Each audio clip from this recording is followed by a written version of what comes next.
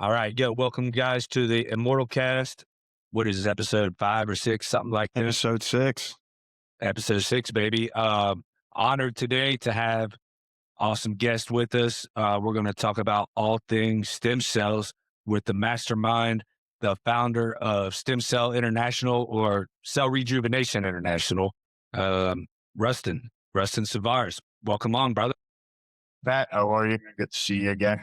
Just down here a couple of weeks ago. So, Yeah. Yeah. Well, Coleman, we're down there getting I got my second round. Coleman got his third round down in Colombia, which is cool. You know, one of the cool things about Stem Cell International, do you prefer Stem Cell International or Cell Rejuvenation International? the URL on the Instagram is Stem Cell International. The name of the Yeah. company is Flow Rejuvenation. Okay. That's why I get them confused. So does everybody else. Fair. Yeah. So we were just down there and the coolest thing, man, we'll jump right into it, was just the holisticness, if that's a word, the holistic experience. I've learned so much about my health, so much about my body. You guys didn't just bring me down and just stick some stem cells in me and tell me to, good luck or whatever, right? I did a lot of prep work to even get down there before I even got the stem cells. So let's jump into it, Russ. Talk about that, man. Tell us all about the process you guys put us through. Yeah, it's been a long journey myself to get to that point. And I've looked at some of the big dogs that are out there. Some of these places are doing, maybe 20 to 30 patients per weekend. And it's really hard to do what you just said if you're trying to see that many people every single weekend. So we're more 3 to 5 people per weekend, but it enables us to give that individual type of service and things like your blood work, the markers in your blood, sectioning off when you get the stem cell. These are things that bigger places don't do. It's just kind of hard to do it because you have to individualize the program. But for me, on my own journey back to health, I went to some of these places, kind of how I learned it, and looking at the protocols. These things are super important. So you'll get results without doing that, but real benefits are following these type of markers in your blood. Everybody that we're talking to is mostly athletes, so everybody's on some sort of testosterone and TRT treatment. Everybody's taking peptides or taking supplements, and if you don't take this stuff into factor, you're not going to get the best results. Yeah, which you mentioned your own journey on to health there, right? I remember you told me you had some mold toxicity, which had played a huge role in you learning about your health. And I don't know, just talk about that, man. Good, how did all this start? How did this come about? What were you doing before stem cells? Let's go into the history here a little bit. Yes, I've been in medical for about the past 20 years, running CE courses in the United States. We have a couple of groups of doctors, one with 400, other with 20,000. I came down actually to Colombia to open up new phone rooms. I had some in the Dominican Republic. We were opening more here for our medical clinics in the US. I had a problem with my neck. Um, Everybody was telling me I needed to have either fusion surgery or disc replacement. And everybody that I talked to that either went with one of those two options, nobody had anything positive to say about it. So I was looking for an alternative, and I was here in Colombia where some of the best stem cell in the world is. And I started looking into it. I went to the bigger companies here, felt like it was more of a sales process. Went to some smaller guys, found out they were buying stem cell frozen third party individuals. So it really took me down this rabbit hole. I finally decided on a doctor and a laboratory that produced a really high quality stem cell. I did the injections in my neck, and literally within 3 months, a problem I've been dealing with for 15 years was completely gone. The numbness in my hands, tossing and turning all night because my arms were burning, fire that I would get, the pain in my neck going into my shoulder blade, completely gone. So I took this as a sign, hey, let me open a small clinic down here. I have so many friends that are athletes, so many friends that are doctors. We can help these guys with, these type of sports related type injuries. During that period of time, I moved into this big house in Colombia and was living in the dream down here. 3 months afterwards, started feeling sick. 8 months after that, I was almost completely devastated. I couldn't work, brain fog, completely exhausted, lost like 10 or 15 pounds. Nobody could tell me what was going on. Mm. And the result of it was I found out I had mold toxicity, and it was killing me. It was literally killing me to the point where I was making final arrangements for myself during this same stretch of time, and this is where God's faith comes into play. Two of my friends that I went to high school with, they died. Two of my friends' fathers who were healthy went into the doctor, said, "Hey, you have stage 4 cancer," and they died. So during this period of time, I was sure I was next, and I was listening to these stories, and all the cases had one thing in common. If they were just doing regular blood checks, if they were just monitoring their health, and somebody was doing blood checks every year even, and comparing them to the other ones, all this stuff was preventable through diet, through nutrition. Nobody had to die. So this kind of became a new passion for me at that point, where it wasn't just about healing, joints and sports related injuries. It was more about overall health. Wow. We were just talking about that last week, right, Roddy? We were talking about, dealing with death and different people. Roddy's mother passed away recently. And, that I think that it tends to really kick your ass into high gear, right? And you're like, okay, I need to take care of myself. It reminds you of the brevity of life and what we're actually dealing with here. And it's not going to be, nobody walks out of here alive, right? Yeah. So let's make the most of it. But I think, like, to that point too, Matt, and what Rustin's saying too is, like, a lot of people are afraid they don't want to know. You know what I mean? Like, I have a friend that had testicular cancer when he was younger, like in his 20s. And I met with him while I was back in Ohio. We had a couple, went out or whatever. We're talking. And he told me the whole story about it. I never knew the whole full details of everything. And I'm like, so do you get checked out now? He's like, no. And he said that. I'm like, why do you say it like that? He goes, I don't want to know. I don't want to know. Yeah. And I think it's scary, and especially with what Matt and I had talked about, because a lot of people are on the fence with a lot of these methods they have of curing cancer or whatever your disease might be. It almost seems like they just want to keep you on the hook for as long as they can and just, ping you. So what would your, Rustin, what is your, how do you go about kind of telling somebody, hey, listen, man, there's nothing to be afraid of. You got to get ahead of it. That question's in twofold. So a lot of the guys that I deal with, we're all alphas. And, if an alpha's arm isn't hanging off of him and he's bleeding to death, he doesn't go see a doctor. Yeah. I mean, we're all guilty of that. We're all guilty of people that we love that get a little bit sick. We're pushing them to the doctor. We're trying to find out what's wrong with them. But when it happens to us, we'll just rub some dirt in it and walk it off. So I got to deal with it all the time. And I'm pretty sure I've lost out on some patients also because, having them do the preliminary work is just too much, for them to do. So the thing you'll find out about Colombia, the doctors here are different. The medical system here is different. It's rated higher than the United States and Canada. So when you deal with just an average doctor down here, and this took me by surprise, and this is something that all the clients say when they come down here, the amount of time the doctor spends with you, it's not like the United States where they're just trying to push 100 patients in 3 or 4 hours. I work with big medical groups. I know what they do. They're in and out. Their nurses handle most of it. Doctors here will sit with you and talk to you as long as you possibly need. But also, their ideology is really different. If they find something wrong with you, they're not looking to give you a pill. They're looking to find out why that's wrong with you in the first place. So if your blood pressure is high, they're not going to say, okay, here's a blood pressure pill. They're going to try to find out, why is your blood pressure high in the first place? And that's something that blew me away with the doctors down here. And it seems that every client that we bring down, that's the first thing that they say. They're amazed at how the doctors treat you. Mm-hmm. And I've gone through extraordinary effort to find the best doctors that we can. A lot of our doctors are trained in Spain. Neck and spine surgeon that we have that worked on Matt. He's trained in South Korea. And if you don't know about South Korea has pretty much leading the way when it comes to stem cell, and also leading the way when it comes to neck and spine surgery. So they're doing things there that aren't even found in the United States now, things that'll blow you away. So these are the doctors that we brought on staff. And even our sports medicine doctors are also, so we kind of overkill on every single position, as opposed to just having somebody jabbing a needle into you. So And I can attest to those doctors, sitting down with them myself, and working with the few different doctors there. I can attest to how personal they make it feel right away.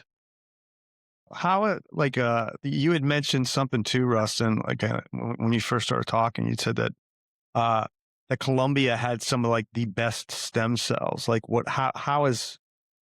What's the difference between like Colombia's stem cells and everybody else's stem cells? Yeah, it's a great question, and it's And maybe even Russ, maybe not to interrupt, but maybe you take a step back and explain what a stem cell is, and then why Colombian stem cells are even better, right? Because I think a lot of people don't even understand what it is. They think it's PRP, or that we have stem cells, exosomes, all these peptides. Like, everybody gets confused here. Yeah, so let me explain the differences, and then from there I'll explain why it's different in Colombia than it is in the United States. So, and I have that a lot. I have people come down here and they'll say, "Oh, I've done stem cell before," and they'll give me the price that they paid for it. I'm like, "You didn't have stem cell. You either got ripped off or it wasn't stem cell that you had, because there's no way you could have had it done." And you're right. A lot of them, it's almost like PRP is on the spectrum, right? And we did do a combination. We do a knee injury or shoulder injury and it's severe.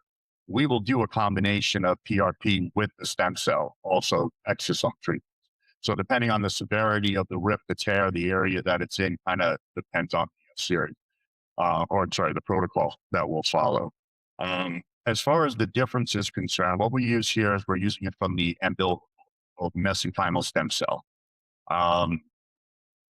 Just that in itself, getting it from the umbilical cord, there's so many rabbit holes I can go down. For example, we'll only use women that it's their first baby between the ages of 20 years old and 25 years old.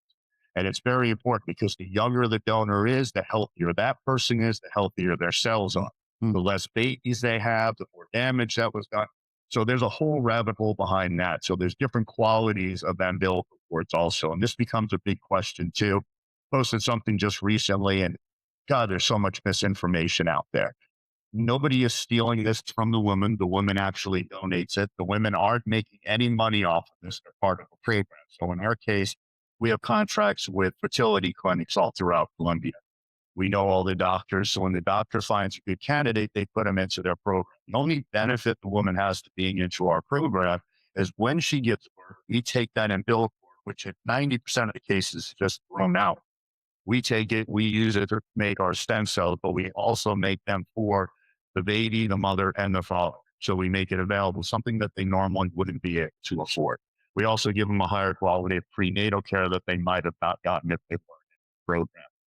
So from that umbilical cord is how we create the stem cell itself. And again, there's different qualities to that. So inside the cell itself, let's go back to the cleaning process. So this is one part that's different in the United States and Colombia. I don't want to bore everybody. I can talk about this forever, but I'll go through the simple. Bore everybody. Yeah. When you clean the actual umbilical cord, you create the cell itself, the mesenchymal stem cell.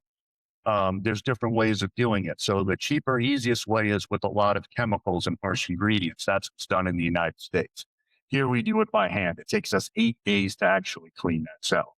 It's done by a polishing technique. It's done by shaking and all this stuff that goes on inside the laboratory. It's not done with chemicals. At the point when it actually becomes a cell, we send it off to secondary laboratories to certify it. So on our side of it, we do 98 different tests for cancer, HIV, COVID, any flaws in the DNA. And that's because it's regulated here in Colombia. It's not regulated in the United States. So there's no mandatory that they have to test those cells for those things. So now you don't know where the cell is coming from. You don't know who the donor is. You don't actually know how it was cleaned or prepared or what's inside the cell, because there is no standard in the United States for it. The biggest factor is what's called a human growth factor. You are not allowed to use a human growth factor in the United States. So even when you have the cell and we take that individual cell and we grow it to 100 million, that's by using a human growth factor. You cannot do that in the United States. Again, it's a synthetic. What's up, everybody? It's Roddy from the Immortal Podcast with UFC legend and knockout artist Matt Brown. Quick plug for our official sponsor, VitaFuel. They just dropped their new creatine, Builds muscle, ramps up strength, and sharpens mental focus. Works great for guys, girls, young or old. It's never too early or too late to get after a fitness routine. Head to vitafuel.com. Use Immortal10 for 10% off your first order. Vitafuel, VITAPHUEL.com, and hit subscribe on the Immortal Podcast. New episodes every week. Let's go. So in the synthetic process, from one cell in the United States, maybe you would get 14 million. But the activation ratio in that 14 million is going to be about 40%. Then you have markers like anti-inflammatory markers and recuperative markers. I go on and on. Your markers in the United States will be around 30, 40%. This is why most places in the United States do not present to you the lab reports. Mark can attest to this. When he gets his stem cell, we not only have our lab reports, we have third-party laboratory reports on those cells. So when we add the human growth factor, there's two parts of it here. If you're getting it from a third party, and this is very important, any facility that you decide to go with, if they don't own and have their own laboratory, that means they're getting it from a third party laboratory. So when they activate it, they're freezing it and using chemicals.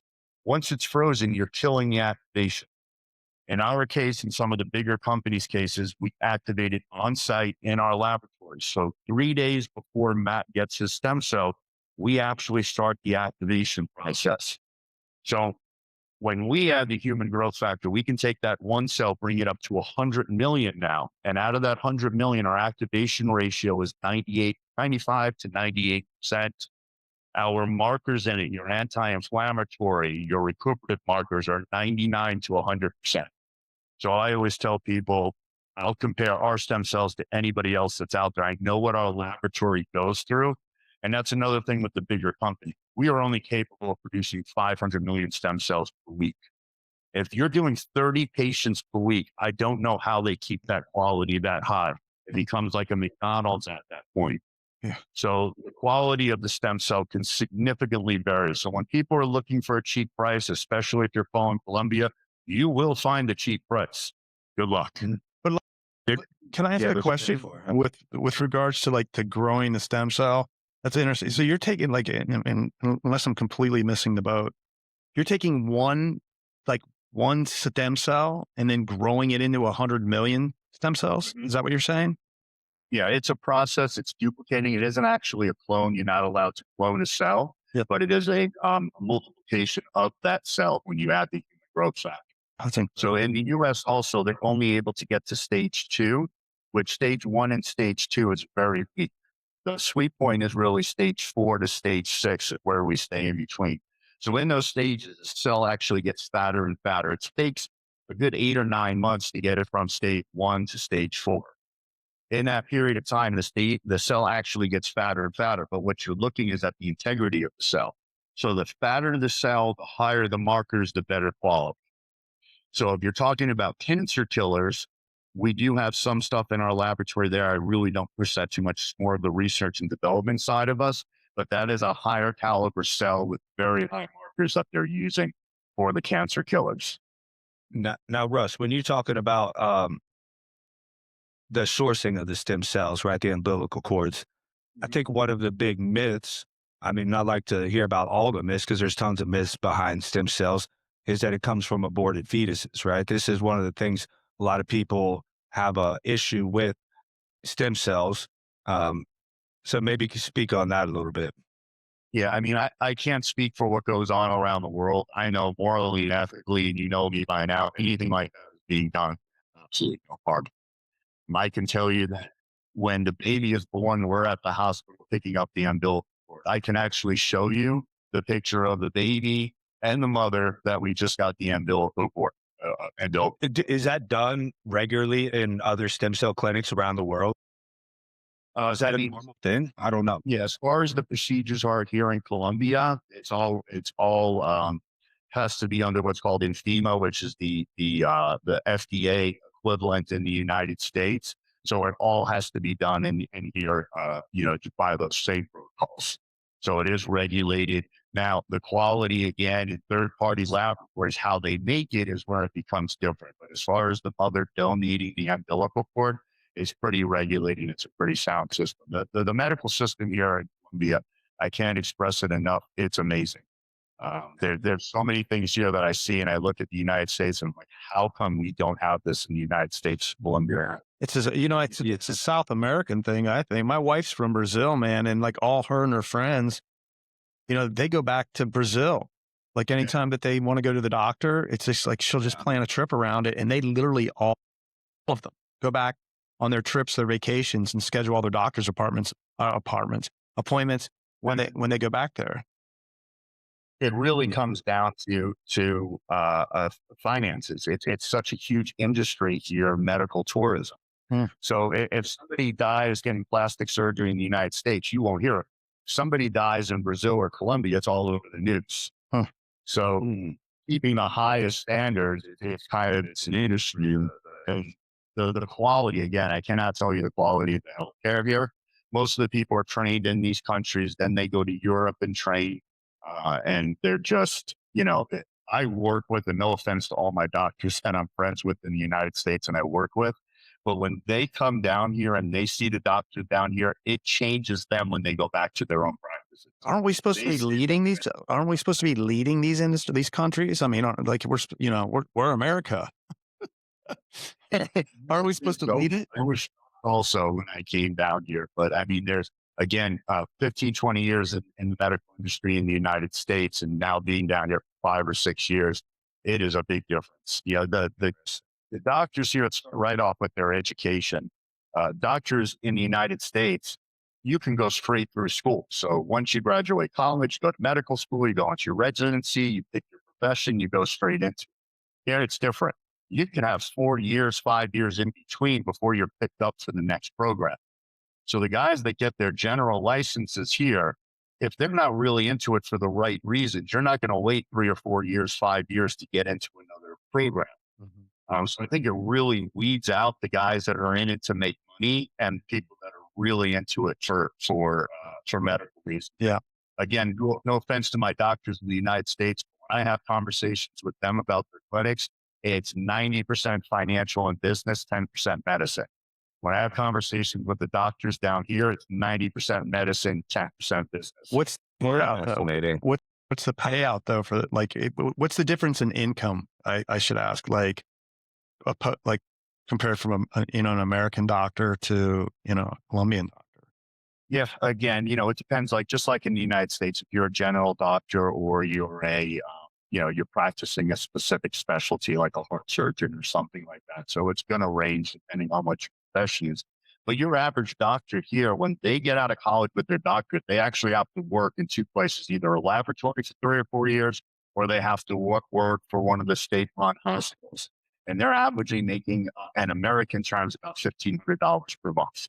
Wow. So again, if you don't have it for the love of medicine, you're not going to sit there for 4 years of your life making $1,500 a month just to get into the next part of school. So I think its process itself kind of weeds out the people that are just there. I want to be a doctor to make money, as opposed to I want to be a doctor to cure people, which is why I think at the end of it, when you have the doctor, you have somebody that's more caring. Gotcha.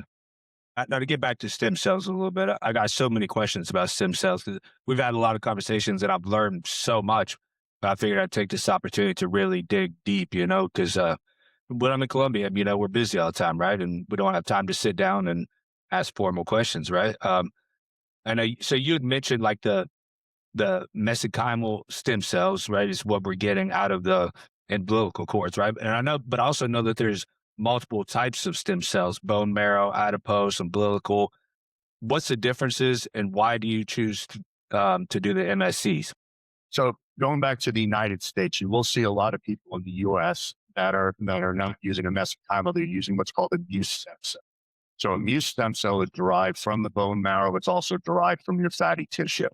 So in my opinion, it's very similar to PRP. So what you're basically getting is your own old ass cells, mixing them around like PRP and then re-injecting them in your cell. So again, the anti-inflammatory markers, the actual active amount is way off, and the recuperative factors are way lower than you're basically getting a cell that just created a human body. So that in itself is stronger than anything that's going to be in a 30, 40-year-old man that's using their own their own bone. So everything you said there was more inside of what you call a mucin stem cell. And that's been legal for a while in the United States. Let's go back to that human growth factor. So it is legal in the United States to use a human growth factor. So if you had a baby and you wanted to use that baby's blood to make the stem cell, you can do that because that is a first party human growth factor. This is where you get all those crazy people saying they're using baby's blood. Is what they're talking about. It's rarely done because you're not using it on the child itself. It's not something that's generally practiced. So when you're using a human growth factor, it has to be a secondary growth factor, a secondary blood donor. This is not allowed in the United States. There's also new evidence right now, and there's places in Panama that are using placenta stem cells. Early results are pretty good. The results seem pretty good, very similar to the mesenchymal. The problem is there just isn't a lot of clinical studies yet. It's in its infancy. There hasn't been a ton of clinical studies on it. So it's something in the future to keep your eye on. But if you're really looking into stem cell and you're interested, this is where our protocols come from, and what we follow is really the research in China and in Japan and South Korea. They're really leading the world. And there's a lot of places in Colombia, big companies that beat their chest and say that, that they're leading the way. It's just not true. The research that's coming out of Japan and South Korea is absolutely amazing. And what it really comes down to is the protocols like you were talking about at the beginning. Man, if you really follow the protocols and do the blood work right, make sure the market right, it's really where you can get the best result. Things like telling you can't train, it's hard to say. I know you can do it, but I need you must have my text. Something, yeah. I basically want to text you every single day. Like, can I train today, bro? You just want to 10 other people's text messages. Some places, like there's a place in Mexico, another very good place too. They tell their patients 6 weeks you can't train. And I talk to my doctors and I basically say, listen, we're dealing with athletes. We're dealing with guys. I've had ACL surgery. I've torn my shoulder. I'm back in the gym 4 days later, getting on crutches and training. So to tell people you can't train, it's virtually impossible. So we'd rather give you a protocol where you kind of start. The idea is we don't want you taking any ibuprofen. We don't want you doing any sauna, cold plunges, and it's the same thing with the workout. So if you're doing like an anti-aging, it's an IV drip, you're not really worried about the muscles or the knees or the back, the discs. If you do those areas, you want to get a time to change, to heal. Yeah. When you're doing it intravenously, we want to keep your core temperature down. If your core temperature goes up too high or goes down too low, it'll actually kill off those cells. So that's the idea of kind of keeping you away from working out and keeping you from the extreme cold heat for those first couple of months. And the ibuprofen, we don't want to limit the inflammation powers because you're basically doing the opposite. Then you want it to inflame because that's where the healing process is. So we're taking inflammation. Would it actually be better if I waited 2 months? I mean, I know like you're being generous by saying 30 days is what I'm hearing here, right? Yeah, I say 30 days, but again, when you go back, let's limit it. We don't need to, let's say you're doing lateral raises and you used to do 25 pounds and you're doing it for 15 reps or it's a failure. For the next 30 days after that, let's cut it down to 10 pounds. Let's just do 20. So you're not going to failure. You're not going to lose any muscle mass now. You're going to maintain, but you're not really pushing it to the extreme. But guys like you that are athletes, from our first conversation, when the doctor asked you, what's your training like? And you said minimal, and I laughed. Your minimal is most people's, you're thinking about training for a UFC fight. So your minimal now is comparing to what your maximum is. Most people never get to that level of training. Sure. So you just sitting there holding the pads and moving around and getting kicked to the body, you're still getting the shot. You're still getting the cardio and your core temperature is still going up. You holding the pads for 3 hours is the equivalent to a normal guy working out for an entire week. So yeah. I mean, I wouldn't suggest anybody train the way I used to train, right? Even high level fighters, I'm like, don't do what I did. I used to train, 3-4 times a day, 6-8 hours a day, like it was nothing, but you can get away with a lot of things when you're young, so it tore a lot of things up in my body. And that kind of leads me to my next question I had for you was, we all have, especially athletes, but even regular people, we all have different conditions, right? Different injuries, whether it's arthritis, degeneration. We have, obviously, I've had tons of torn ligaments and things. So, like, if I come to you for stem cells, one of the things I like about you is y'all have been very straight up and honest about it. You'd be like, look, you can use it for this, not for this. It's going to help you with this, not with this. So, like, what would be the top things that someone would come to you for, and you'd be like, you need stem cells for this. It's going to help you. And what things would you say maybe like other companies might overpromise what stem cells can do? If that makes sense. Yeah, of course. So let's take the knee for the first example. If it's a cartilage injury, first of all, if you get, I had a meniscus tear and they shaved it down. They don't tell you this at the time. First time they shave it down, you now have a 600% chance in 20 or 30 years you're going to need knee replacement. Everything Had mine shaved down. everything starts carrying down. You get an ACL surgery, your walk is different. Now your feet collapse and it goes to your hip, goes to your back problem. So all these things you're getting now that you're talking about, I had them all in my 20s, mid 30s too. 5 knee surgeries on one knee, 3 on the other knee, herniated disc. I mean, if I could go back in time, all those times training where I wanted to be a warrior and tap, I would tap every single time now if somebody put me in a guillotine. At the time I thought I was being ballsy, but at 50 years old, I'll remember now every single time I didn't do that. Going back to your knee, you have a cartilage issue. So if there's cartilage left, in that case, the stem cell is great because it'll help rebuild the cartilage. If you're bone on bone, nothing can be done with the stem cell. There's no cartilage to help. So I'd see a lot of people getting ripped off with that. They'll come to me with their MRIs and they've checked other places, and the other places are trying to sell them stem cell. And I'll tell them, you have to go for a knee replacement. It's not going to help you now. You're bone on bone. I'm looking at myself right now, hair loss. If stem cell and exosomes worked for hair loss, I wouldn't be sitting here bald right now. So I get guys calling me all the time, asking me about hair loss treatments. And I tell them that there's just maybe when you first start getting thin, but even at that point, it needs to be something that you have to now do regularly. As soon as you stop doing it, you're going to get the hair loss again. So I've seen no effects. I work with doctors down here that do it, and they tell me there's no results in this. But we are all deteriorating. We are all getting older. Everything is deteriorating. So the honest truth, and this is what I tell people, if you have the means, there is no reason why you shouldn't be getting stem cell every year and a half after your first treatment.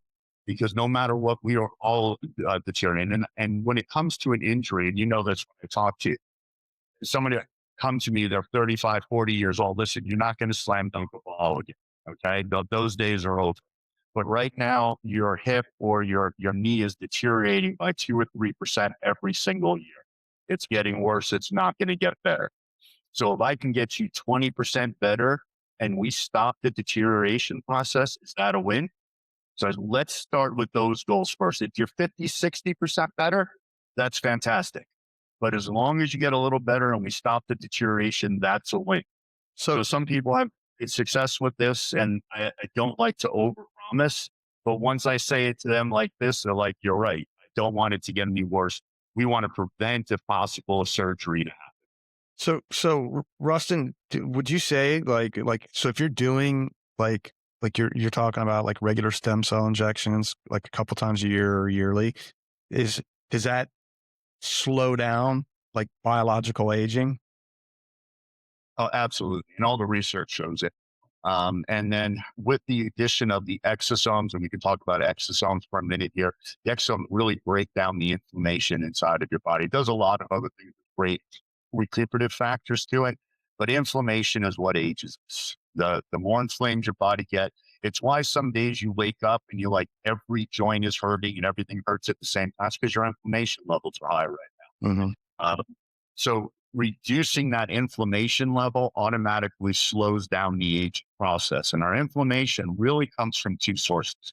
Your gum health, very important. You have perio disease, go to the dentist on a regular basis, and extremely important, your gut health. Leaky gut, parasites in your gut, bacteria inside of your gut, All this stuff leads to inflammation inside of your body, and that's where the aging process. So even if we go back to my mold toxicity, that's all inflammation in your body. If I showed you a picture of me before the mold toxicity and after, I aged 10 years in about a year and a half. And this, everybody I talk to, I work with a lot of people with mold toxicity now. It is um, very misdiagnosed, especially in the United States. I can tell you some horror stories, psychological issues, people getting parts of their intestines taken out because it's misdiagnosed, supposed to be mold toxicity.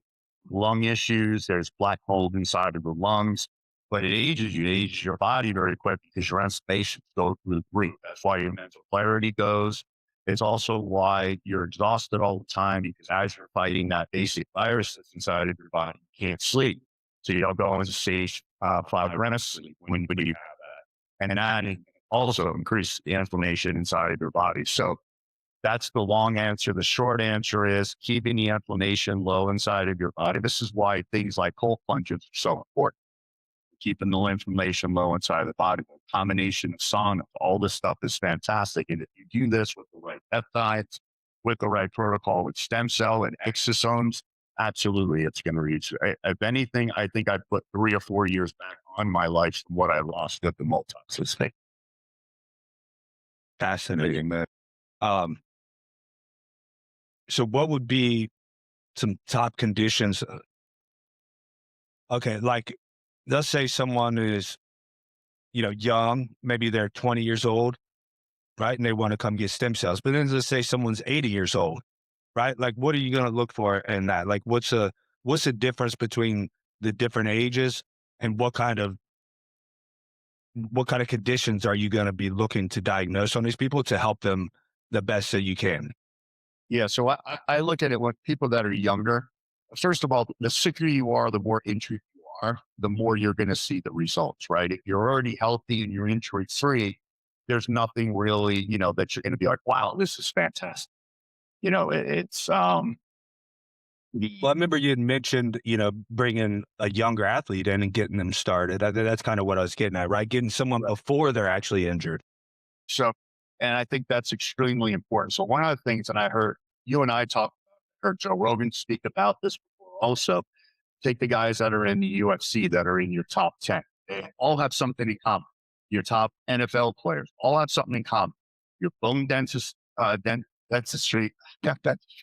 density is much higher than most people. Your tendons and your ligaments are off the charts, thicker and stronger than most people that are there. And I think that's why people make it into the top 10. It isn't necessarily your skill level commitment if your genetics aren't there and you're snapping and breaking stuff. So I can tell you that when we treat people, and myself personally, my bad shoulder became my good shoulder. And I've heard this from a lot of bodybuilders where we treated one of their shoulders, one of their elbows. They're like, I want to do it on the other side now because my bad side's actually stronger than my good side right now.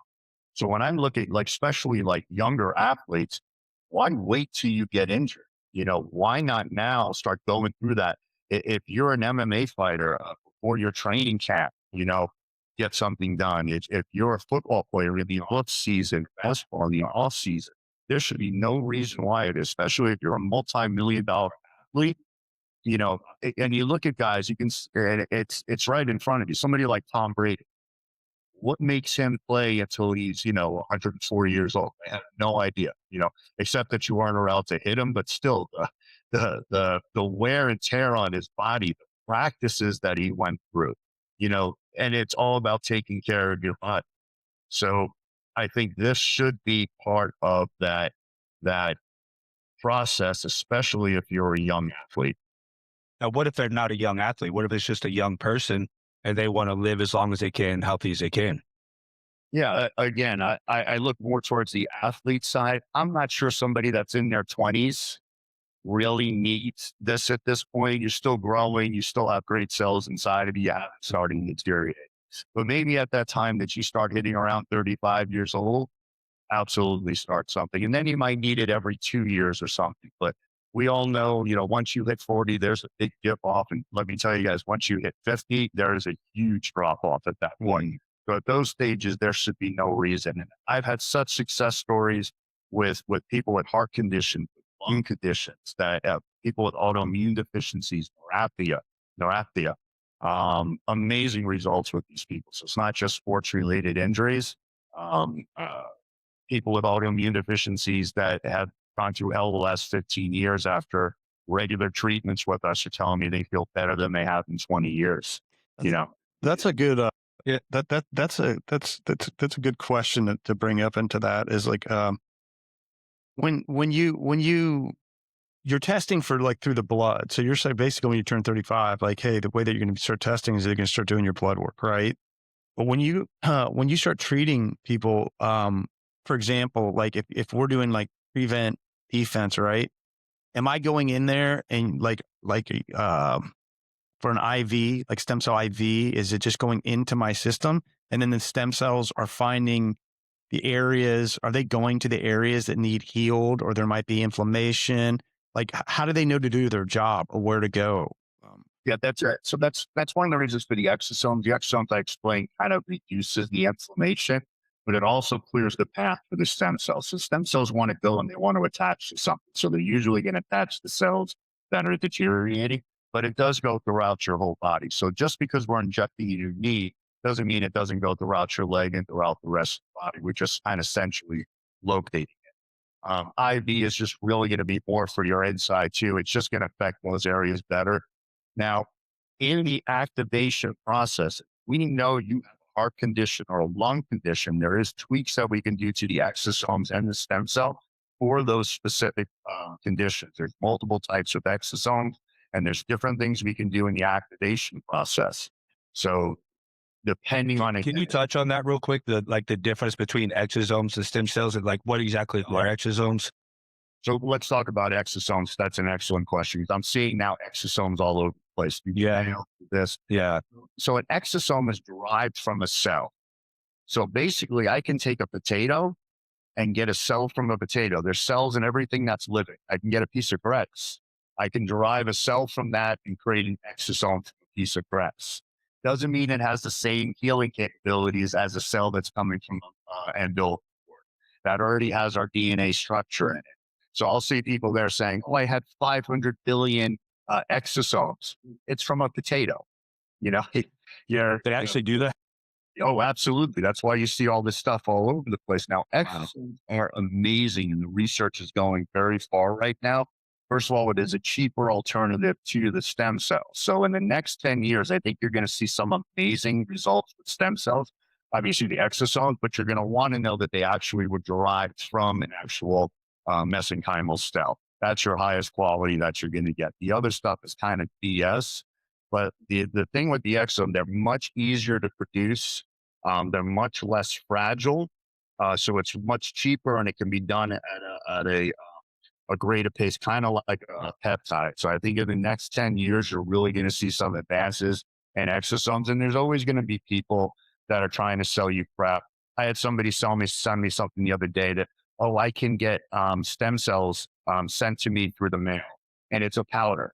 And I didn't want to shit on it too bad, but I kind of explained to them, I don't know that there's a process that can take a living cell, turn it into a powder, and then you add water and it turns it back into a living cell again. Other than God, I'm pretty sure that that can't be done. But people are buying into this because it has stem cell on it. You know, there's different chia pet for stem cells. What's that? I had chia pet for stem cells. That's not elite. Yeah. Now we kind of looked at, and we talked about this when I was there, but to tell anybody that might be interested in this, because I think a lot of people are interested in stem cells these days, right? Everywhere I go, everybody's talking about stem cells, peptides, TRT, right? It's all over now, which is cool, right? I think I think from just my own little theories, like in the 50s, smoking and drinking, everything was normalized. And we kind of went down this rabbit hole of just dying early and living on meds until we die in a nursing home at 80 years old. And I think it's starting to come back around, at least in my world, I mean, maybe just in the bubble that I'm in. But look, if you bring someone in, you're going to be brutally honest with them. where are you going to say, this is where the evidence is the strongest, this is where the evidence is the weakest, and what's like a fair expectation for them to get out of the stem cells? Like more pain reduction, like actual structural healing, improvement in daily life. What can they come? Because I know you're a brutally honest person, and that's one of the things I like about you. You're not going to try to overpromise and underdeliver. Yeah, I mean, without this sounding like I'm over promising, I mean, I've had nobody that we've treated now that hasn't called me back and told me, how great the results are. The exosomes right off the bat, the first 3 months, people's mental clarity, the inflammation goes down. But once you start getting in that third month to the 8th month, the hardest thing is to tell them you're not fully healed yet. They feel fantastic at that point. And again, it depends on how debilitating your ailments are, your condition is. The sicker you are, the more you're going to feel the benefits from it, as opposed to a very healthy person. But I can tell you, and I'll give you a story here just based on what you said. I had this woman come to me and she had gone to 2 other stem cell places. She had an autoimmune deficiency and neuralgia. She spent over $60,000 and she said she felt no different. And I know just from hearing that, it must not have been done correctly, because it's virtually impossible not for you to feel a difference. So I looked at the 2 places that she went to and I said, well, where are the lab reports? She didn't have lab reports. I asked her questions. She didn't know these questions existed. I called up these 2 places, act like I was a patient. They sent me some BS through the mail and through email and stuff, and then tried selling me this crap. And I knew that in both cases, it was something very substandard in general, not even close to what we had. So I said to this woman, I said, I don't believe in what you had before. I know you've already spent this money. I'm going to treat you. I'm going to have you pay just my cost. And at the end of it, she would have owed me $15,000. I said, if you don't feel better, you don't owe me the rest of the money. 3 months go by. I get a text alert that $15,000 was transferred to my bank account. And I called her on the phone and she said, I guess you got the money. She said, Russ, I'm walking down the beach in Mexico right now. I haven't been able to walk down the beach in 15 years. She said, I'm painfully, that feels fantastic. Wow. The fact is, if you're going to get that stepped on Yeho or you're going to get that Tony Montana shit, you got that Tony shit here. There is a difference in what. Is there anybody that you maybe like wouldn't respond? Like, have you ever seen anything like this? Like maybe you give someone a non-responder, so to speak? Again, the more healthy the person is, the more healthy their body is, the more healthy their, tendons and ligaments are. Yeah. The rest they're going to have, wow, moment. And I tell them that at the beginning. Your blood work is good. You're relatively healthy right now. You don't have any tears or ruptures on you right now. So you're not going to have that huge thing, but we are deteriorating, and from their side, we take them, we do something I don't think anybody else does too. And this also, we follow everything that you're taking, your supplements you're taking. It drives me crazy when people go to other places. They don't ask for blood work. They don't ask for supplements you're taking. If you're on TRT, if you're taking peptides, how the hell can you make an evaluation on somebody without taking all that stuff? And we don't claim to have all the answers, especially when it comes to peptides. We're looking at the same thing you guys are looking. Do you microdose? Do you IV it? How often do you do it? Now, I can listen to 20 influencers out there, and every one of them is so sure on what they're saying. There's no real research behind it right now. So, like with you and our other patients, We're lying. Yeah. we're following them. We have patients that come in our TRT. They're taking too much. Testosterone is actually too high, and they're not taking any anti-estrogens. So that's the first thing that we switch up. A lot of our patients, their hemoglobins are high. Their vitamin D is off. We have to prescribe vitamin D3. And most times in the United States, you're only doing maybe 2,000 IUs. We jump that up to 8,000 or 10,000 IUs. But even when we make those changes, we still check their blood every 3 months. So we're kind of reevaluating as we go on. So it's a continuous process. Everybody is different. But we know, especially the majority of our patients are on TRT. They are taking peptides. They are taking supplements. So just to shoot you up and send you home is one thing, but to continuously follow up now and kind of, we basically give you a baseline when you leave here. This is what we're going to put in, and we gradually add stuff as you're going on. and then kind of check the results with the blood and then figure out how to measure everything, because we don't have all the answers to, but at least you have somebody on your side seeing what the answers are and at least honoring what you're doing. Yeah, that holistic approach really was interesting to me. I really enjoyed that, and I've noticed a difference myself. So, and could be, a lot of things, right? Like, I mean, I'm just healthier now, just being down there and hanging with you guys and talking to the doctors, and I can't beat that, right? But You wouldn't believe how cheap. Well, I mean, myself alone, my doctor actually ordered blood straight from him, and this amazed me. And he's looking at it, and he says, "Are you getting stuffed up noses and runny noses for no reason?" I'm like, "Yeah, I thought it was allergies." "No, your histamine levels are off. Let's prescribe you this supplement." I was like, this guy knew my symptom without me telling him what my symptom is. yeah, I mean, that's bad. stuff like that is absolutely amazing. We do that for our patients. This is why we get so many referrals and people coming to us now, is because of that individualized treatment. It's amazing how much something as simple as a stuffy nose can ruin your whole fucking day too, right? Just and you get used to it, and you're just used to walking around at fucking 50%, Spraying nasal spray, not thinking that it was anything other than allergies, or you know what I mean? That's finding out that I take this one supplement and I'm pretty much clear all the time right now. One level was off my blood, which is increasing my histamine level. What was it? I get stuff with Okay, histamine level, I really can't tell you exactly. Okay. It just more amazed me that the doctor told me my symptom when I never even thought of bringing it up to. Maybe look it up and text it to me later. Let me ask you some boring questions, because I made a decent list of questions here, and I think some of this stuff we kind of have to get to, just because stem cells are so misunderstood. And I mean, I didn't understand them when I first got stem cells. I was just like, I mean, in my head, I was like, bro, I'll do anything to feel better. You know what I mean? I don't give a shit. Like, if it works, it works. If it doesn't, then nothing lost, right? But anyway, so let's get some of the boring shit. Side effects. I know everybody's going to be worried about that. Everybody thinks there's going to be major side effects, but are there side effects people have to worry about? And the first thing I remember, one of the first conversations I had with you was about cancer. That really threw me off, because I've gotten stem cells a bunch of times before. Nobody ever mentioned cancer to me. So maybe touch on that a little bit. But yeah, side effects and cancer.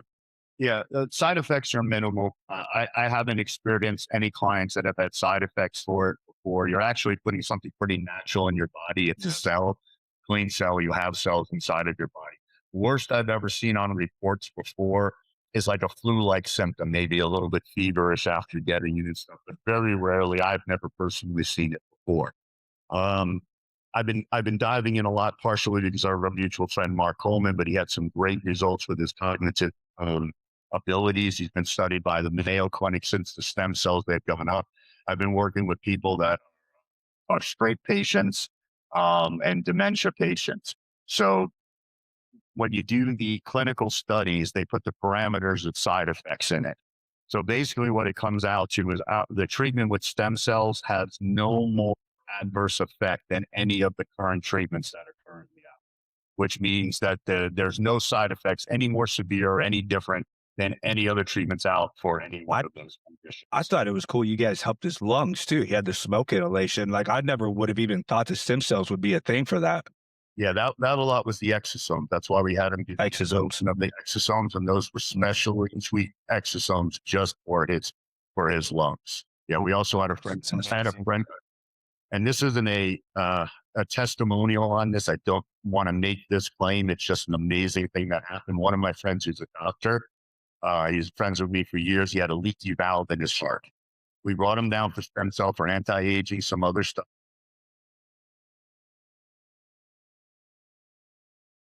He went to his cardiologist, and I have the text message, one of the best text messages I got. Just got back from my cardiologist. He said he'll never admit to this because his colleagues will think he's crazy, but I no longer have a leaky valve and I don't need a valve replacement anymore. Fucking amazing. Yeah, I can't even tell you how. Yeah. But now I get more referrals from him, and he's coming back down. So Great. When you talk about cancer, yes. One of the reasons why we do all these blood tests at the beginning is that there's markers or indicators that you might have cancer. We can't give you the stem cell. There are cancer killers, but those are specific to tumors. If you have cancer inside your body and we give you stem cell, it can make the cancer grow much quicker. Some horrible results for it. So when I see these other places, I've literally talked to doctors about this, and they say, "Well, if the patient looks healthy, we don't really test them for that." I'm like, well, everybody looks healthy in stage 1 and 2. It's when they get to 3 and 4, they start feeling sick. So why would you not want to check the markers in their blood? There's plenty of indicators. And if one of those are off, we've had patients come down, not a diagnosis clinic. But when we do their blood work and something's off, we say, hey, before you do the stem cell, you need to go see a specialist for this, that, or the other. So, that when it comes to things like that, and there's other issues too, that's why we do the comprehensive blood test. Fascinating, bro. All right. So now let's say someone is interested in stem cells and they, maybe they listen to this podcast and they're interested, man. And I'm convinced now, right? You should get some stem cells. They're probably going to call a bunch of other clinics too, right? And they're going to call yours. They're going to shop around. What do you think someone should be asking all these clinics? Yeah, so there are some good clinics out there. I mean, there's no doubt that people are making good quality stem cell, and there's good ones. Great place in Mexico, great place here in Colombia also. I recommend you call both of them too. I think our little niche is that we're a little bit smaller, a little more personalized, but those places and my place have the same thing in common. We have when we produce our own stem cell. So your barrier to entry into being a stem cell clinic, if you're buying it third party, all you need is a doctor to order it from somebody. And there's a very small barrier to entry, and that's where you have all these quacks trying to jump in on the new stem cell craze. If you've taken the time to build a laboratory, to build the infrastructure that's needed to build the stem cell, let me give you an example. When I get a biotechnician and that person has to learn just the 3-day activation process takes them 8 to 9 months just to learn that process alone. That's not even creating the stem cell and the months and months of process it takes to doing it. So if you're talking to a facility and they don't have their own laboratory and they're not producing their own stem cells, run. Or let me ask you this. Can you ask them like, hey, where do you get your stem cells from? Oh, absolutely. You should ask them. You derive them yourself. And then you want to ask them too, can you send me copies of third-party verifications on your stem cell? I can do it in 5 minutes. I can send you third-party verifications on our cells, what the quality is, what the phase is, what the marker levels are, and what the activation levels are. I can do that. You text me, I text it to you in a couple of minutes, and they'll all be new within the past 30 days. If you contact the place and you get a sales rep and they can't send that to you, again, run.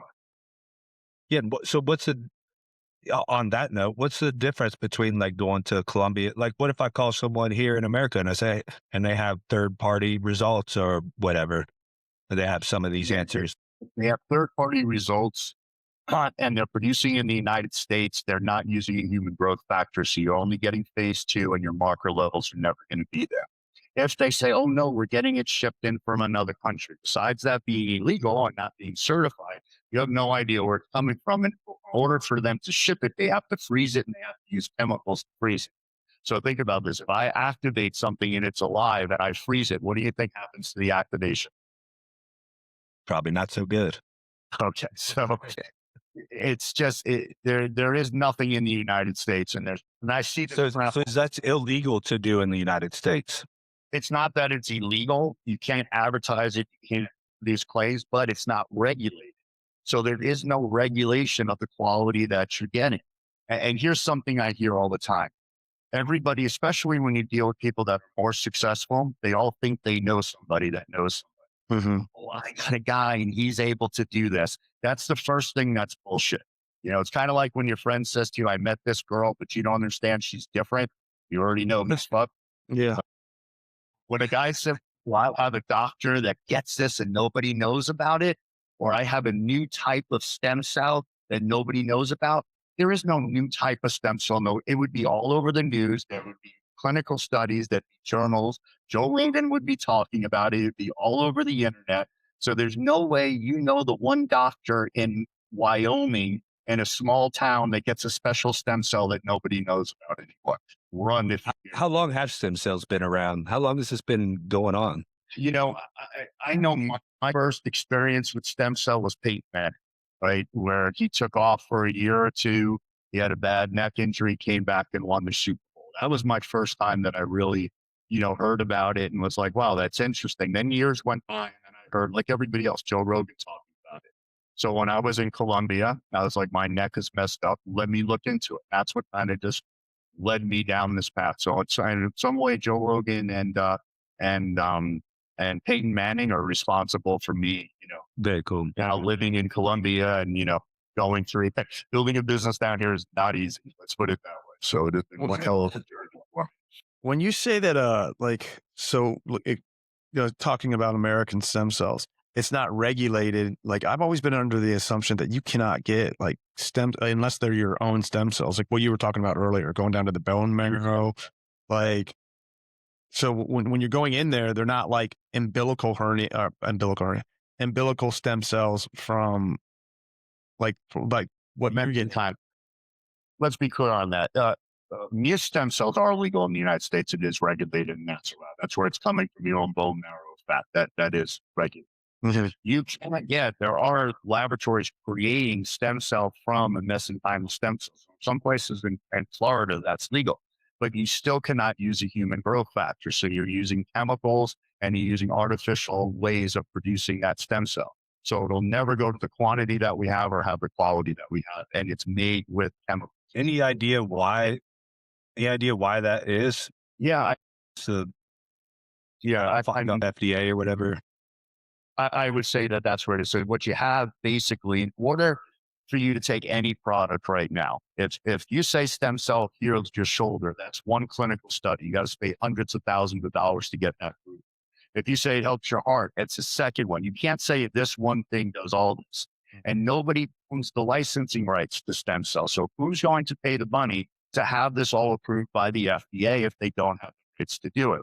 So you're talking hundreds, billions of dollars of clinical studies on individual issues, hundreds of individual issues in order to get it approved by the FDA. So without approval by the FDA, there's no standard in making the stem cell. There's no regulations on how it's made. So you don't know what you're getting. Do you think that's intentional? Do you think it's intentional? Because with something like it's something as big as stem cells, the healing process. I mean, everything that you're telling us right now. Do you think it's intentional in the United States, like for the mainstream medicine? They don't want it because it could put a lot of other like big pharma, for example. Like what you're talking about and what you're doing and how you're healing people. That that knocks out a lot of medicine. Without answering that question directly, let's look at peptides. Why were peptides so easily available? Now all of a sudden you need a prescription. They're almost impossible to get. Exactly. Why? All of a sudden it changed. As soon as the marketplace kicked up for it, it changed. All of a sudden you need prescriptions. You need all these special things to go through it. Same thing with like marijuana, right? They used to have it where you could grow plants, then they cut it down to where you had a certain amount of plants, a certain amount of prescriptions. Why? You know what I mean? So I hate going down the conspiracy hole, but when you look at those type of things, ask why does that happen? Why is it not being pushed forward? The other side of it is who's going to make money on it? Somebody has to put the money into it to make it available to everybody. So why would you put the money into it if you don't have the rights to it yourself? I was under the impression, tell me if I'm wrong on this. I was under the impression that you could get maybe not equivalent, but you could get stem cells in America just like Colombia. You've obviously explained why they're not as high quality, but the issue here was more that you couldn't get the amount that you could get in Colombia. Am I completely off on that? And that was just something before talking with you that I'd always kind of the going word on the streets. Yeah. So if we're talking about a mesenchymal, again, you're not able to go past phase 2 if you're not using a human growth factor, which means that it is just a lower quality of cell. And without the human growth factor, you cannot multiply it and grow it to 100,000. Your activation comes from the human growth factor. So you're doing things synthetically. So Yeah, I've heard some decent results from some of that. Listen, my first shot with stem cell was getting it from a third party laboratory. There were some results to it, but it's nowhere near if you're creating it, you have these markers. If you're in a phase 4 or 5 cell and you have an activation ratio above 95% and your markers are between 99 and 100%, it's the difference between baby aspirin and heroin, you know? So, I mean, Yep.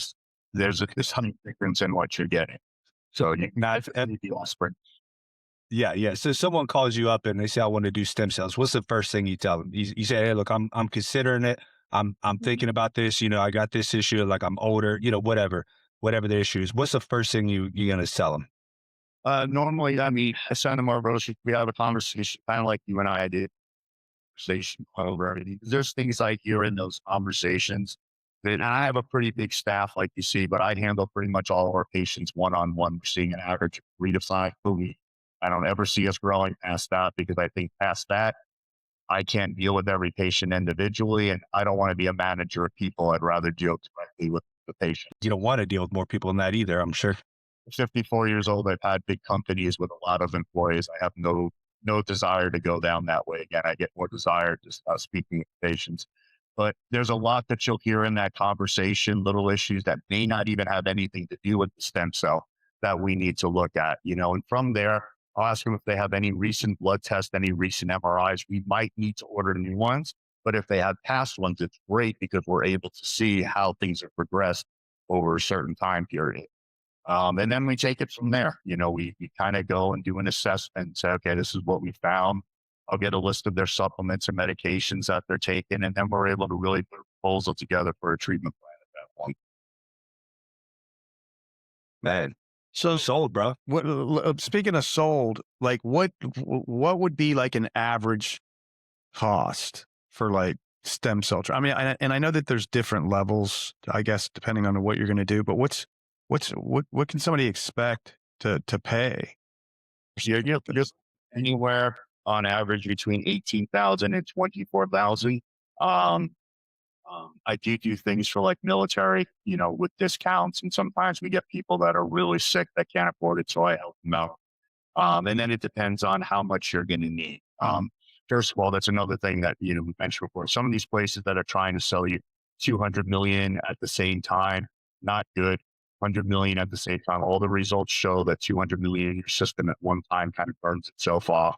There's a lot of new research with that. What they're trying to do is they're worried that you won't come back for your second treatments.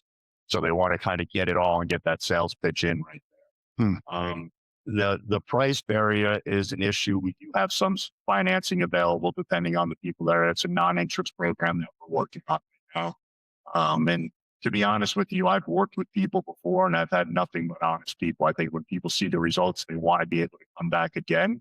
So the ones that I have helped out have, either sent me people or come back themselves before. But on average, from us, you're looking about 18 to 24,000. The marketplace itself for the same quality and the same type of treatments from some of the bigger places are closer to 24 to all the way up to $40,000. Some places start at $50,000, but the place that I know of that starts at 50,000, I understand it. They're very boutique also. The whole owner is hands-on too. They're not doing it like a assembly line, like a McDonald's. So for their time and the type of treatment that they do, they only look for that type of clientele that have the money to afford that, but it's a very personalized treatment we have also.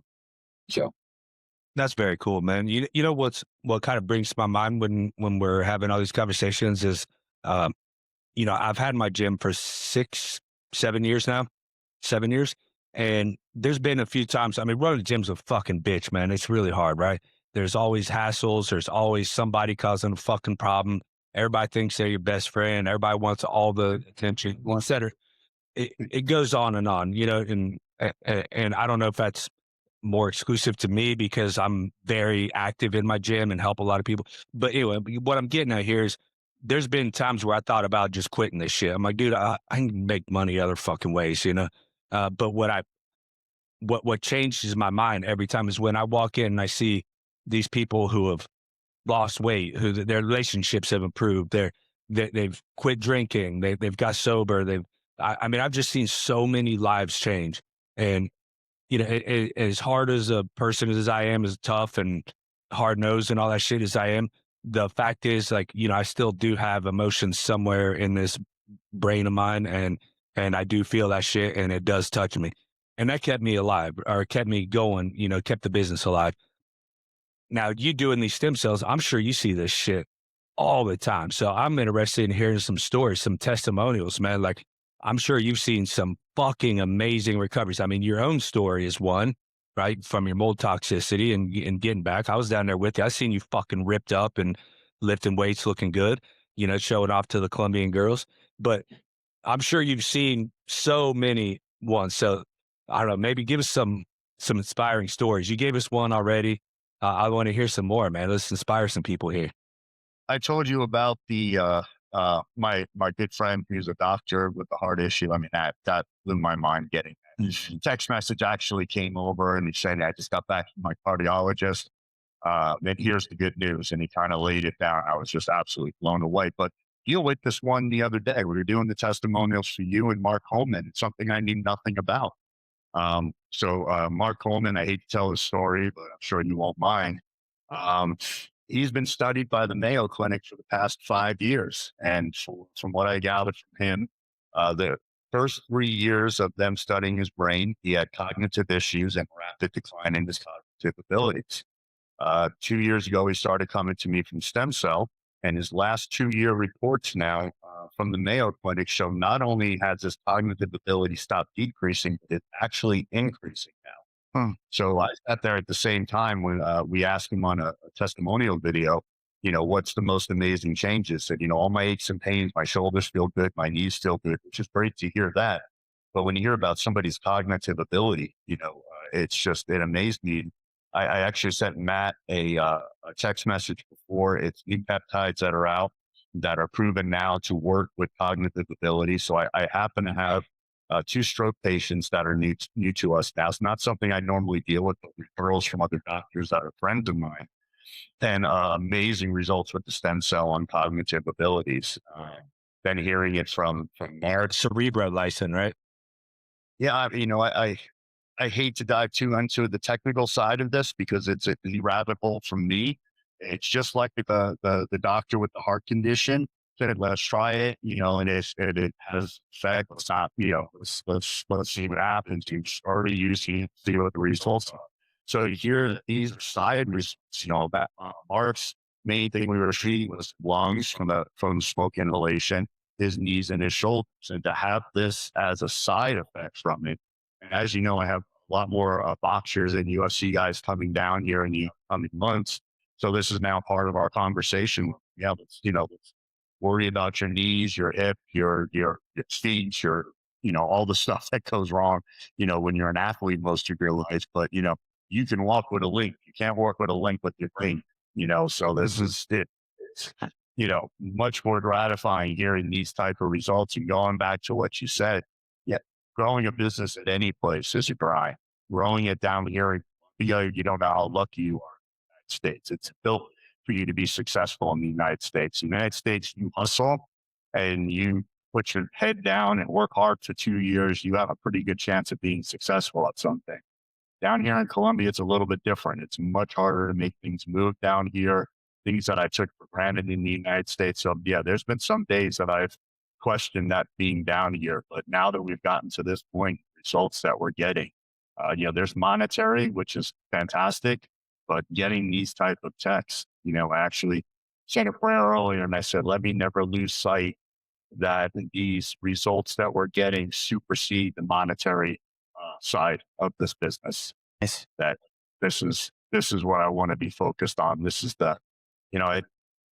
I've had many businesses throughout my life that were successful, but when I look back at the things that I'm the most grateful for is my animal rescue. All the dogs that I saved, I found homes for, the cars and stuff like that. You never really think about. So on this side of it, those stories that I told you, this one about Mark, it really makes it all worthwhile. Things like that. Yeah, it's a legacy. You're creating legacy. It's beautiful. I feel it's more personal. I'm not sure what the word I'm looking for is now. It's more fulfilling, right? It's almost like when it's purpose. purposeful. Yeah. Of all people, I was listening to this podcast here today with Tony Robbins, of all people, and I know as annoying as he can be, he's still brilliant at what he does. Right. And he was talking about the difference between success and fulfillment. And he used Robin Williams as the example where, Robin was obviously one of the most successful people in history, right? And had family, money, the dream. And then he kills himself, right? Because he wasn't fulfilled. And, was it all worth it? Obviously not, right? Yeah. And Zach, you also and me, we've gone through one hell of a year or so with a lot of guys that are in our age group committed suicide. It's it's tough to deal with, especially when you start getting over 40 and stuff like that. And that's something I'd like to focus on also. And I think a lot of people, I think it comes down to the exhaustion level, and you have, you know, people that are afraid to go out and look for like testosterone treatment, something easy like that. And they're in a very bad place. And it's so, oh, you're a cheater if you use it. None of us are looking to be the quarterback for the New York Giants. It's not cheating. It's putting something back in your body where this depression you might be feeling, sludge, brain fog, get out of sweat, really could be a simple solution. And you don't have to stay in that position, you know? So, Yeah.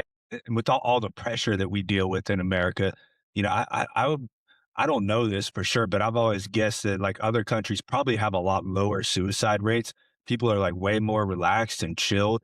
In America, like there's so much pressure all the time. You know, divorce rates are through the fucking roof. And then now you're not getting pressured just from your job and everything. Now you got to pay for another bitch, and now you got to pay for your kids that you don't get to see. And yeah, but you're still expected to be a man. You're still expected to do all these things, and you getting just pressure. You're expected to succeed at your job, and you're trying to juggle all these things, be a father at the same time. And I don't know, someone like me, like I own a home too, and like last night my sump pump went out. You know what I mean?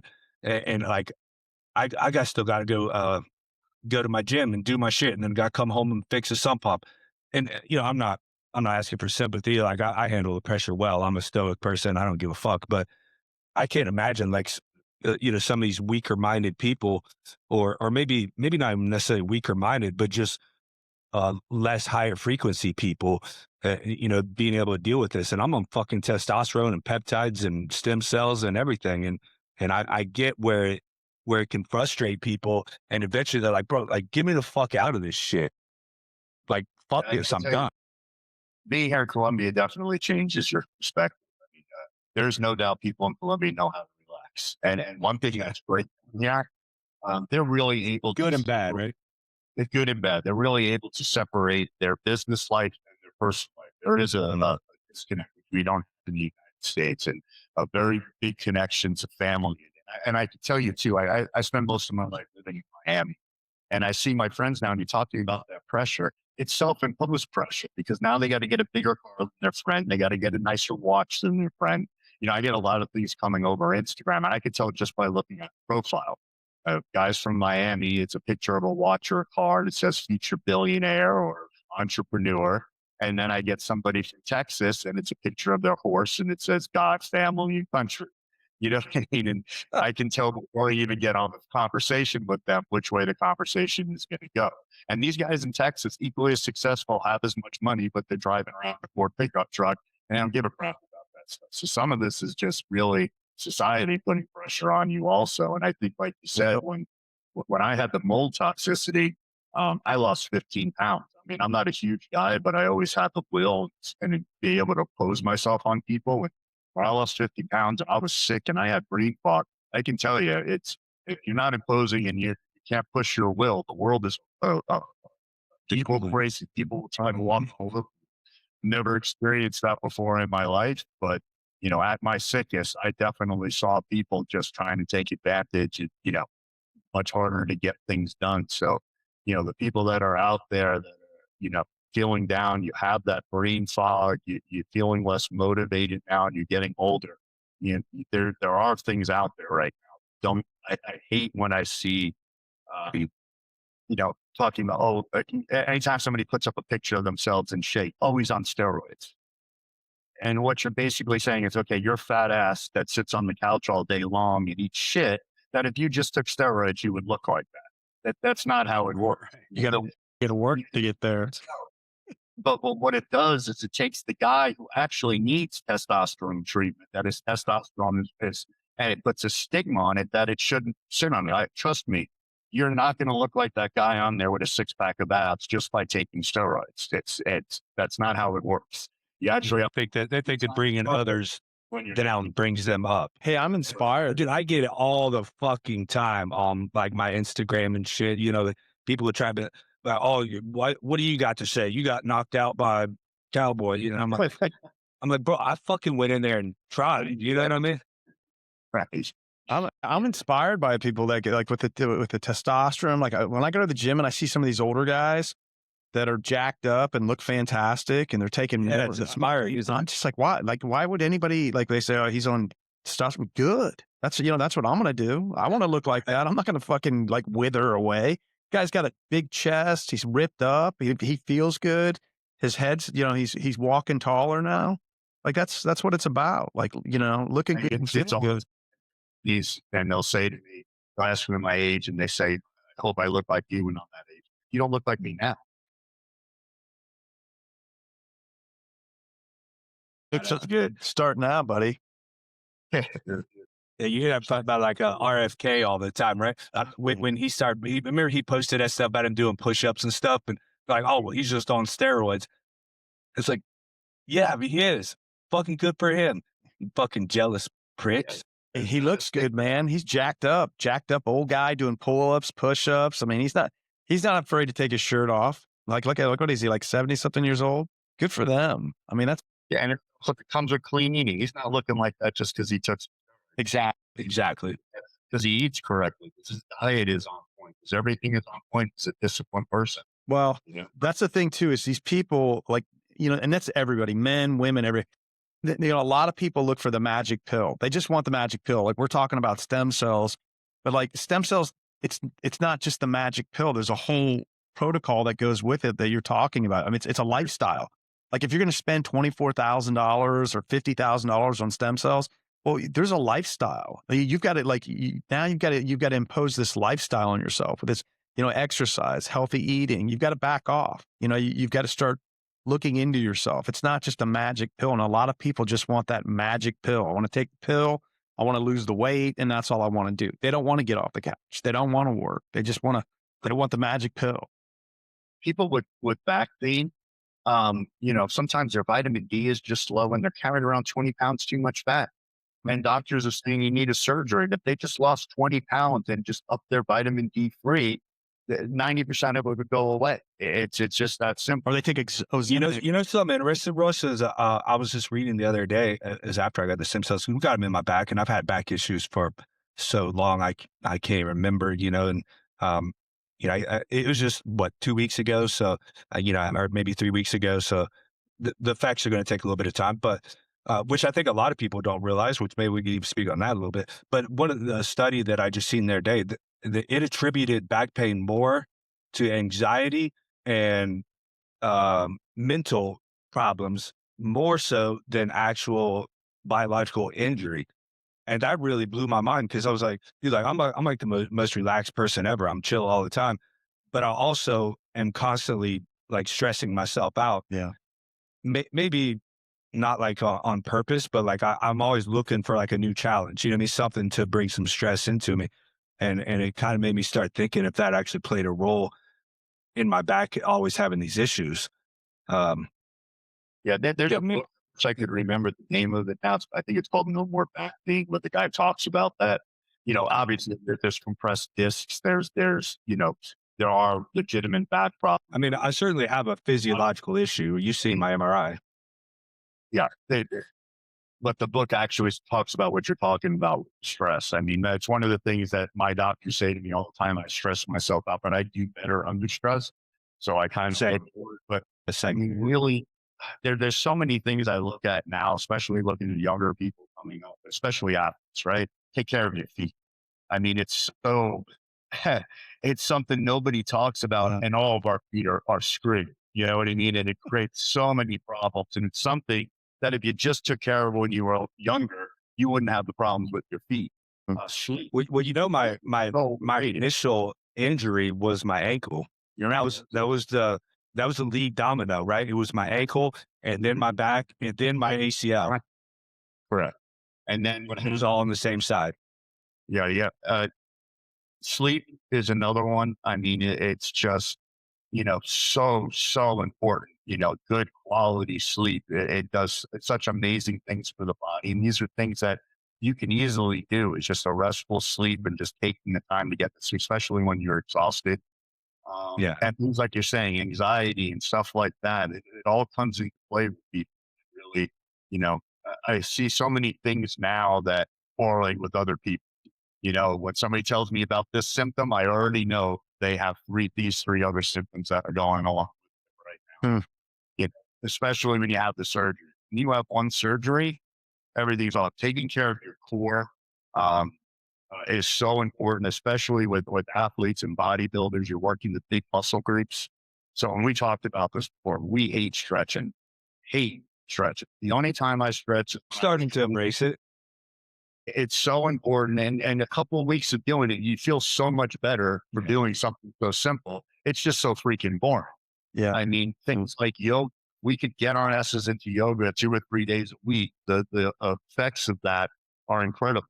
I feel bad right now because I'm telling you, you can't go in your sauna, and they got a brand new sauna.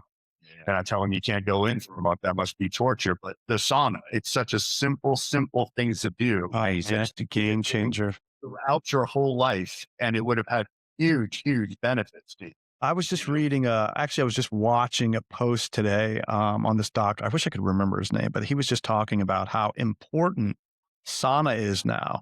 Because with all the plastics that, that we ingest through our coffee pots or straws or whatnot, and all the parasites, they're saying that the sauna is just it's not just a leisure thing. It's a must have in your life, that you should be doing it at least, 3 sessions, 20 minutes a pop a week. I mean, I'm every day. And you know what people do is they end up going to the gym to do the sauna. Yeah. And I'm so against that. Because you go to Lifetime Fitness or something, or local Y, and you use that gym sauna. Do you know how many fucking dirty ass people Balls all over balls all they're over not the using place. towels, and It's disgusting. all that shit that they're getting out of their body is soaking into that wood. Ugh. And their breath, you're in a hot room, right? And it should be sealed pretty well. I mean, for it to work, it has to seal pretty well. And their breath, is getting everywhere. The CO2 levels can be fucked up. And none of these motherfuckers even know how to build saunas, because I've studied the shit out of it. The way you need to get, the air is supposed to change 2 to 3 times. The entire room of air should be changed 2 to 3 times per hour because of the CO2 levels. And You're talking the filtration that goes through the sauna?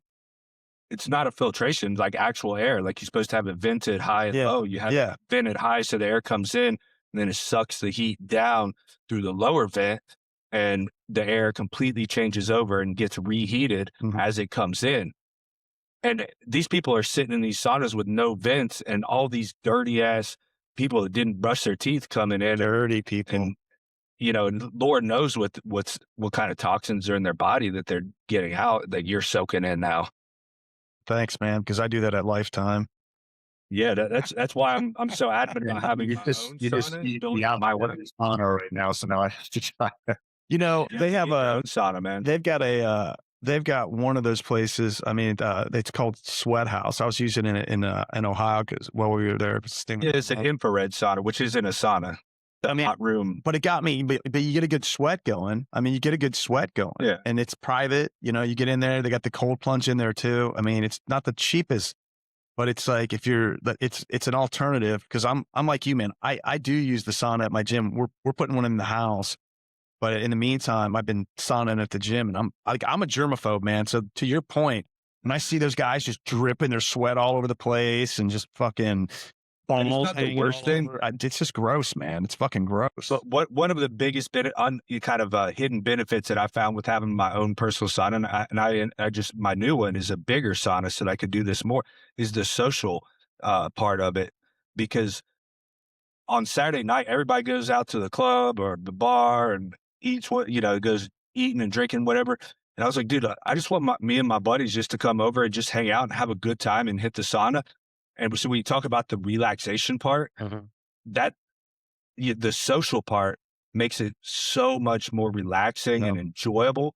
And that's how, again, when we're talking about releasing stress and anxiety, like when I sit in a sauna at the gym, like I don't really feel a stress release. You know what I mean? There's like people coming in and out, and like, and then there's like some fat dude over there talking about what he's doing this weekend, his fucking poker game or some shit. And and I'm like, dude, I don't even feel like being in here with you scrubby fucking cocksuckers.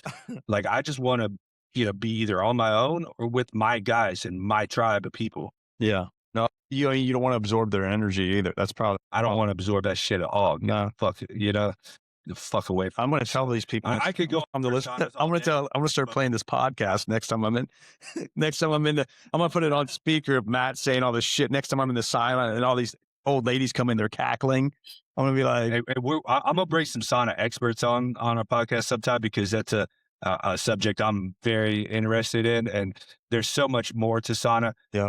If you ever get a chance to look up, if you want to see what a way a real sauna is supposed to be built, Trumpkin, Trumpkin, Trumpkin's Notes on Sauna. Just Google it and look it up, and you'll learn so much about saunas, and you won't ever look at a sauna again. You're going to be like, this is all fucking bullshit. But with that said, like I said, we brought Rustin on to talk about stem cells, and we're getting off the case here. So I think we kind of got to wrap it up here pretty soon. I think we all got lives to do. But Russ, thank you for coming on. We want to bring you on a lot more. Yeah. I think we could get way deeper into all this. We just kind of tried to brush over everything today. I want to ask you some of those basic questions and kind of go from there. But I think we can get you back on and dig deeper into some of these rabbit holes. it's awesome. Yeah, That's awesome. I appreciate it. Love to talk more about individual cases also. And now that we're conducting case studies right now, and we're including in the peptides into it, testosterone treatments into it also. So we're in the early stages now, but luckily we have a lot of guys at the same age group that are athletes or health enthusiasts, so that we have a really good core of what's coming down here now. Most everybody is using peptides already or using testosterone. So we're really starting to collect the data right now, seeing how all these things kind of work together. I think that's going to be the future. And, all this, it all works together. It's not. You know what'd be cool? But maybe next time we also bring on Dr. Emmanuel, and we could talk more about peptides too, right? He's a very well researched and on peptides. Him and I spent hours talking about it, and he's like me. We'll talk about it, and we both said we don't know. That's why we're running the case studies right now, is because there's so many guys out there talking about it, looking at it, but are they actually running case studies on people?